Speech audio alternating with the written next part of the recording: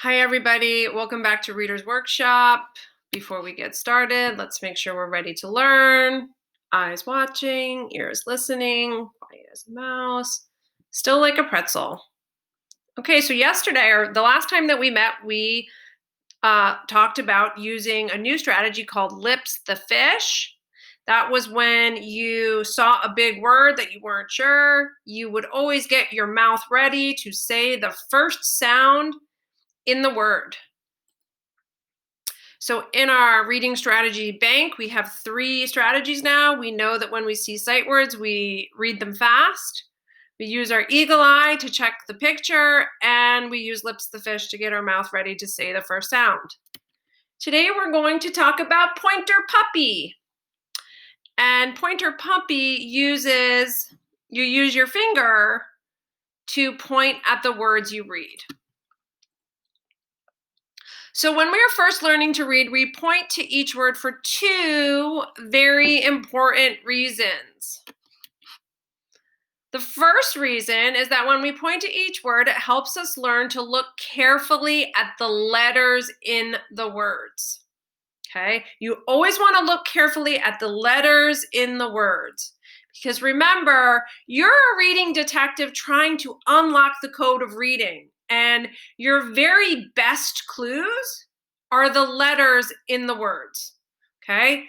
You always need to remember that. Okay? Because sometimes, you might be looking up here, or you might be looking at your teacher's face or looking away, and you might hear your teacher remind you, like, hey, look down here because your letters are the best clues. Okay, that's why we want our finger helps us look at those letters. The second very important reason why we point to each word is because we want to match up our voice to the words on the page. So when we're reading, we say one word for one word on the page. Okay. So let's practice. Hold up your finger. By the way, this word right here is pumpkin. That's a big word that you might not be able to figure out, but just use your finger and just point imagine I'm doing it with you, okay? So ready? I can see the cat. Okay, and don't forget this word's pumpkin. Let's do it down here. We like the pumpkin, okay? All right, so kind of like I've been saying, our finger serves as a guide. So we know which letter or word we are on. So if we're trying to tap out words, we can do each letter in order, or if we're reading in a book, we can use it to follow along and know which word we are on. So when you point, make sure you point right underneath the word. Right here in big bold letters, not on the word. So here's a couple examples of the way not to do it. I wanted to show you what we sometimes see, which is your finger covering up the letters. So I just got through saying your letters are the best clues that you have to unlock the code. You don't want to cover them up. You never want to cover up those letters. Is this word is? Is it it? Is it in? Is it if? I'm not sure because my finger is covering it up. Okay? Don't cover. Okay. And not in between the words. So when we point, we don't point to this empty blank space here. Okay? We want to be right underneath the word.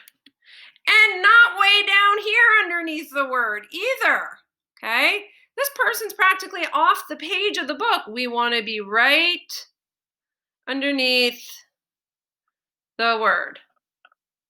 I mean it. Right underneath the word, just like this little girl here, okay? She's perfect positioning.